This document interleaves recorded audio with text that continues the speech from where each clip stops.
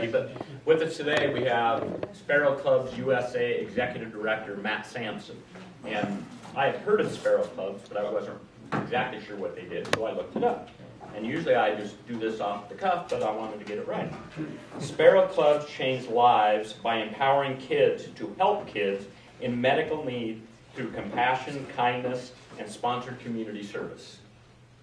Seems like a noble cause. So with that, I give you Matt Sampson. Thank you so much, everybody.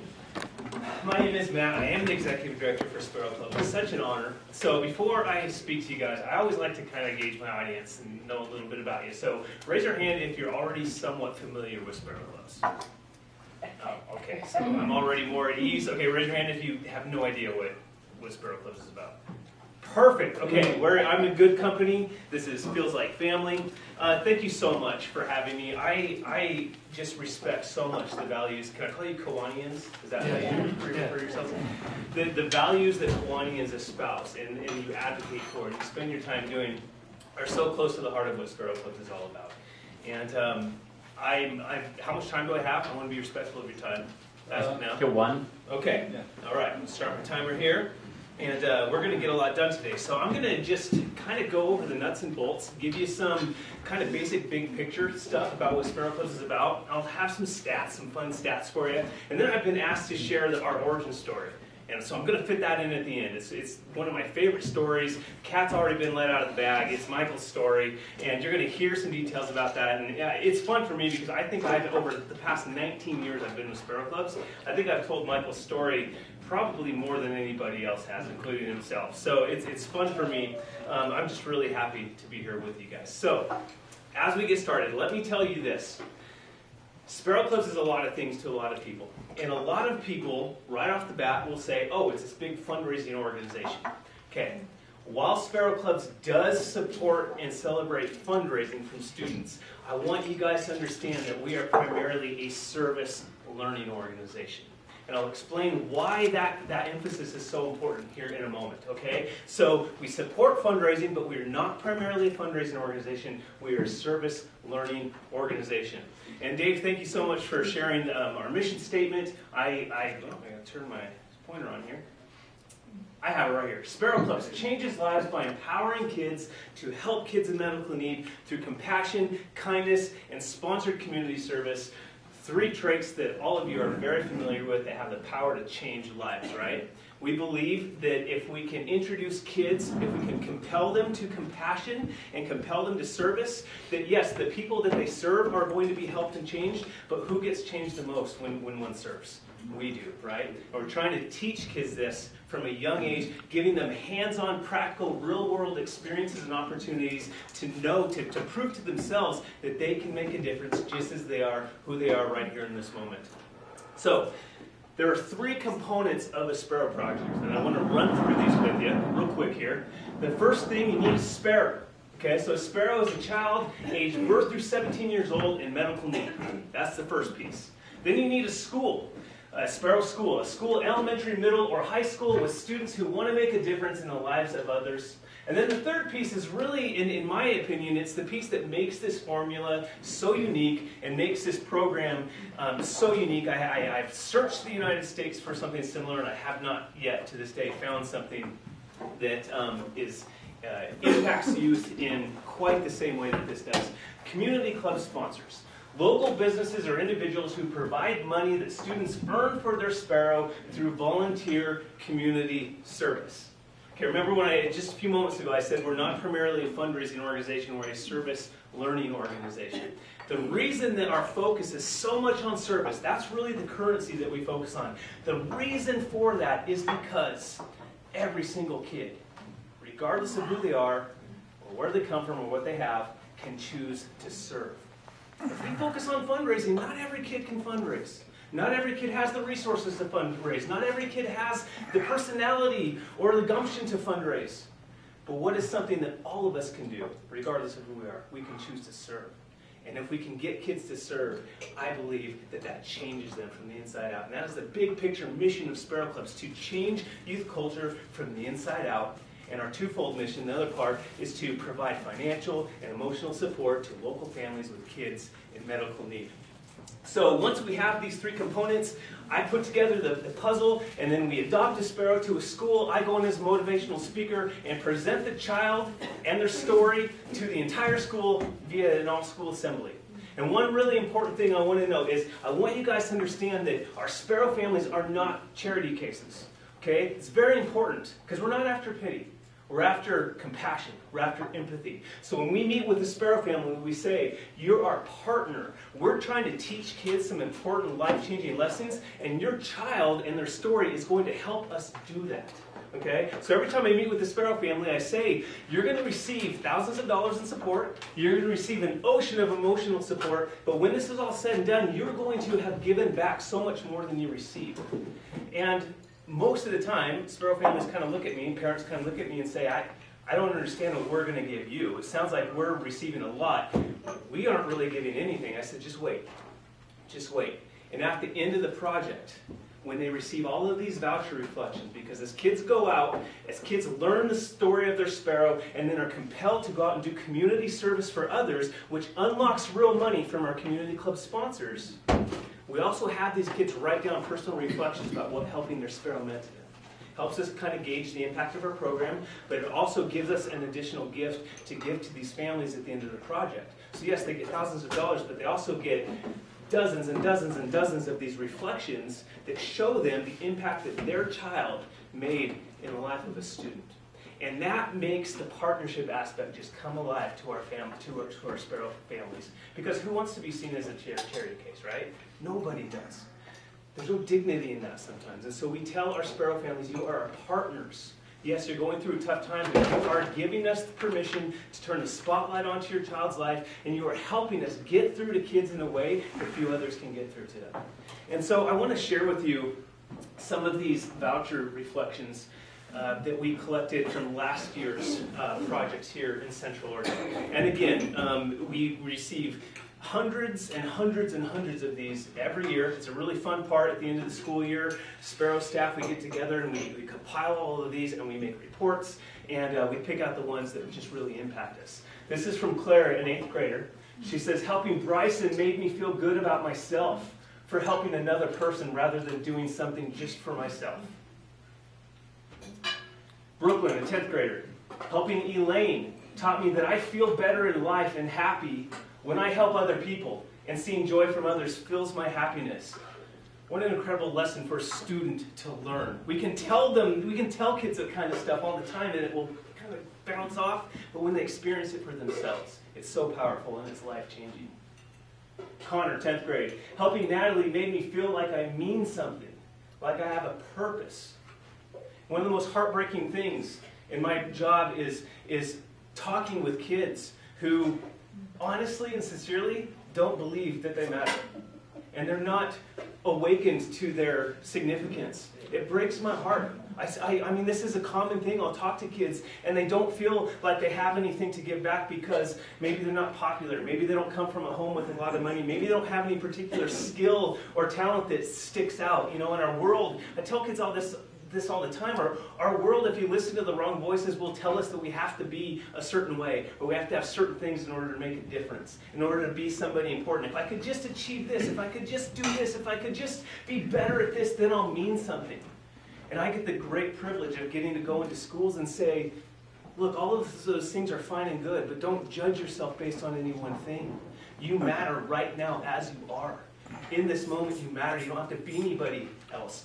You don't have to accomplish anything more. You have value right now, and there's good things for you to do, and all you need to do is to show kindness and compassion. You already have what it takes. You have a heart that can feel compassion. You have a mind that can respond to it and choose actions based on what you feel in your heart. Here's another one. Alexia, 12th grade. Helping Eli made me feel worthy as a person because I was able to do something for someone else. See, our Sparrow kids are helping kids in schools feel purpose. It's so powerful to me. It makes me choke up when I think about it. Isa, 4th grade. We even do the littles too. Helping Julian means that kindness can streak like a rock, making a ripple. I absolutely love that. And here's the last one. Pre-K. Little bitty guy. I felt good inside my heart. I mean, it's as simple as that, right?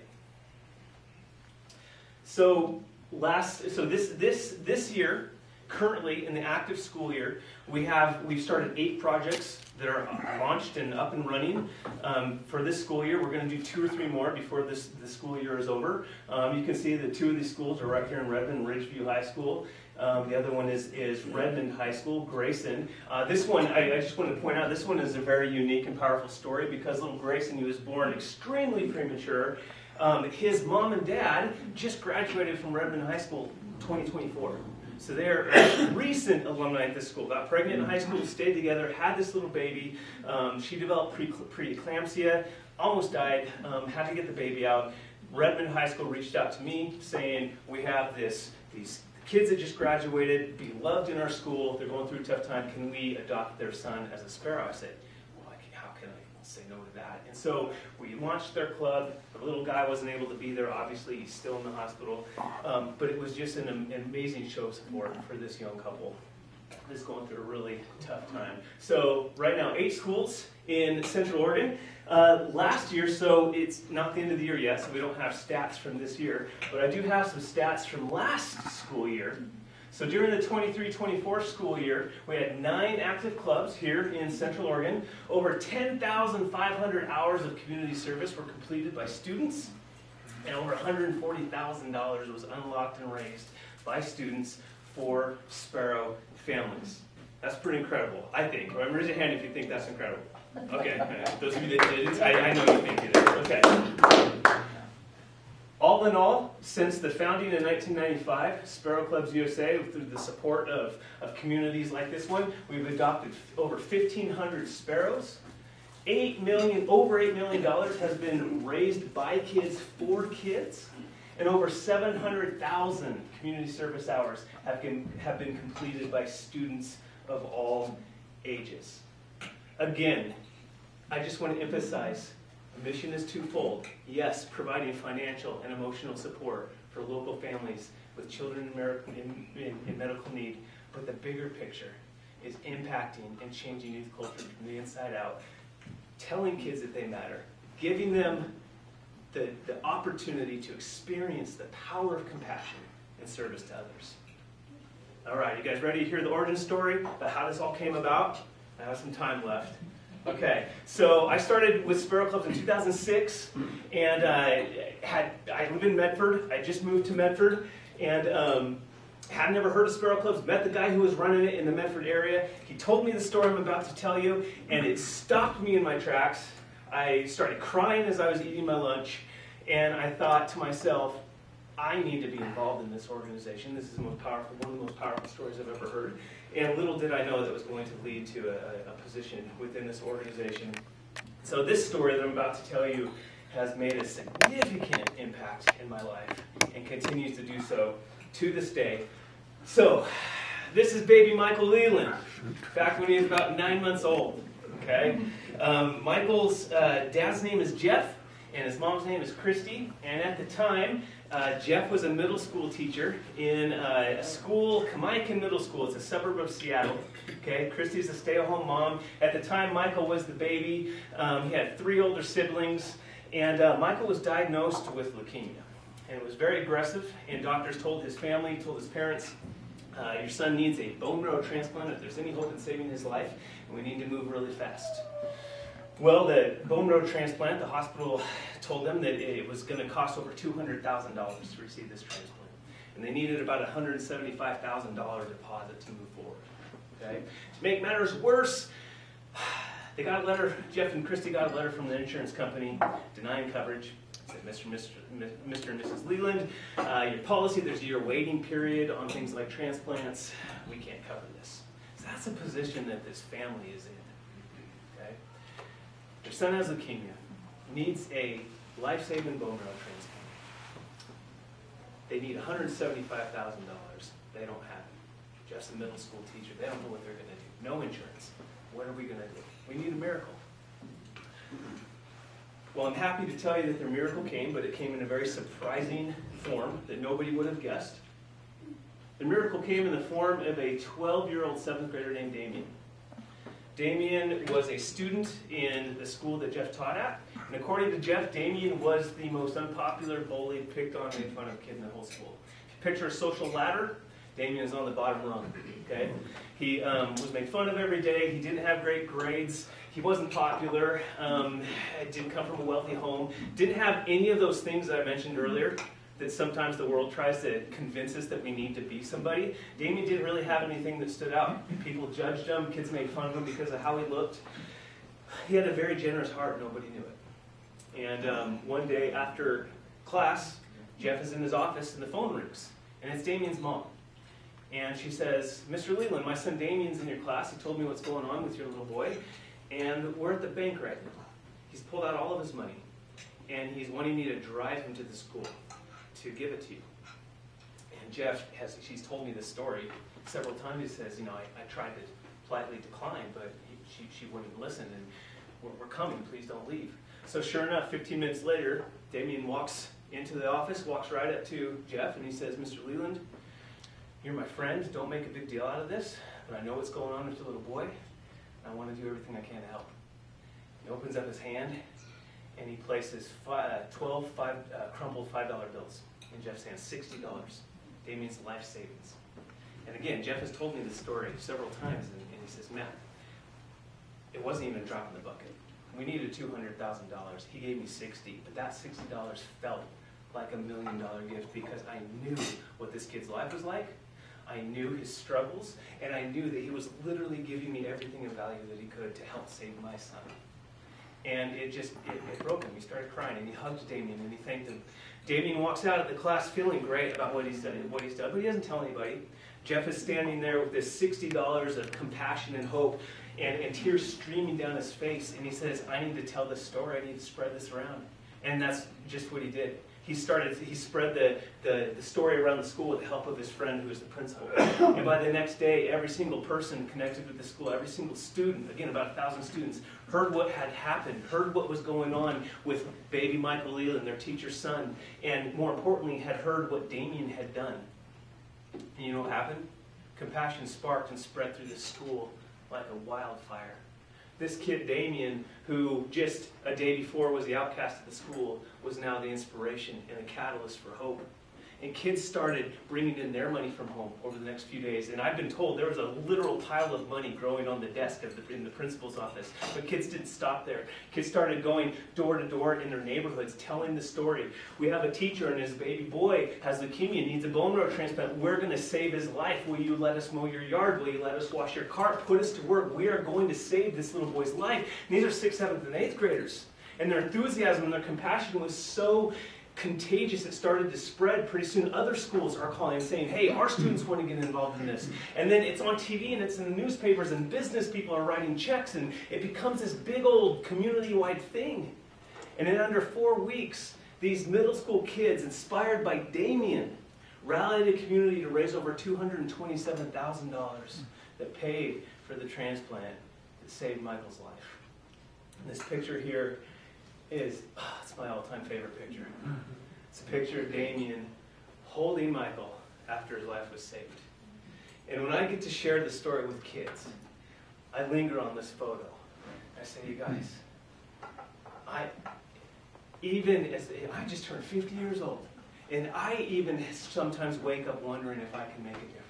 Do I have what it takes? I doubt myself. I listen to the wrong voices that convince me that I'm not good enough in some way, shape, or form.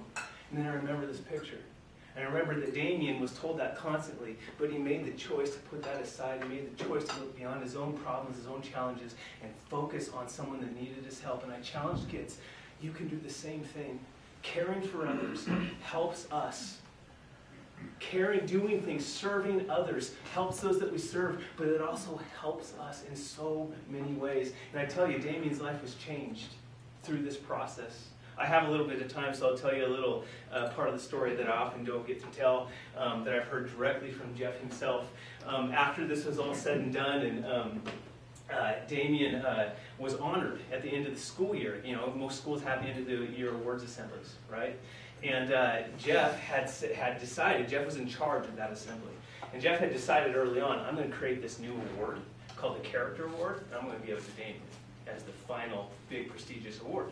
So there, and picture this, the end of the year assembly, all these kids are in there. Damien's in there because he has to, you know, Damien's not the kind of kid that usually wins awards for anything. And so it comes to the end of the assembly, and Jeff announces what the character award is, and he explains it, and then he reveals who the character award is going to go to. And he announces, first ever character award goes to Damien Sharkey.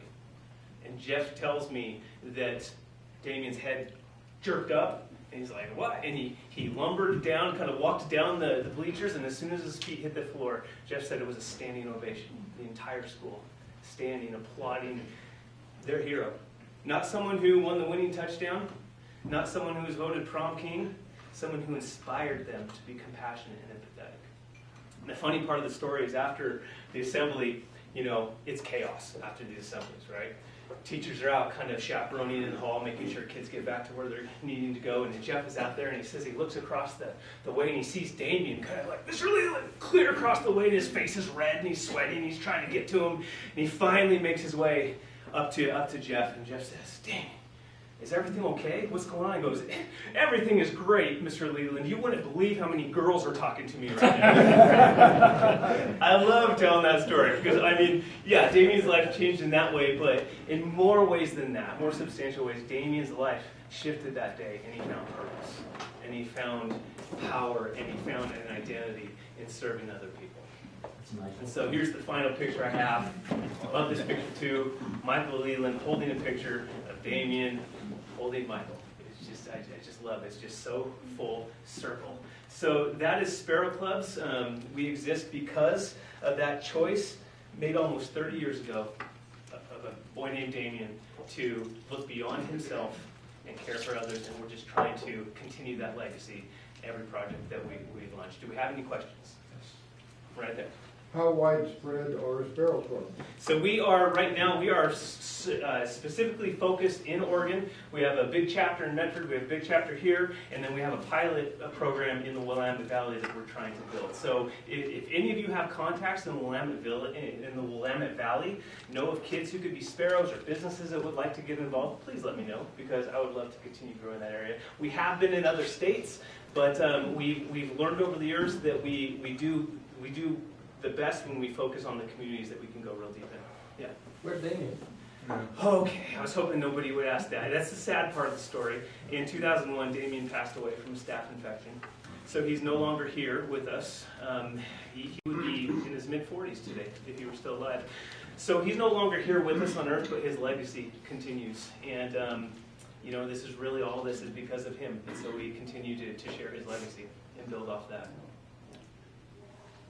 Thank you. Thank you guys for having me. I'll stick around for a little while if you guys have any other specific questions.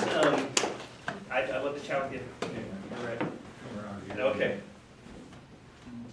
Do another picture. Hey, all right. Oh, yeah, oh, wait. Thank you. Oh, you're welcome. Special little pen there. Yeah, thank you for coming. You're welcome. Thank you, everyone, for having me. All right.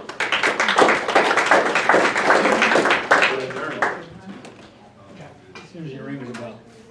Okay. See you in 2 weeks.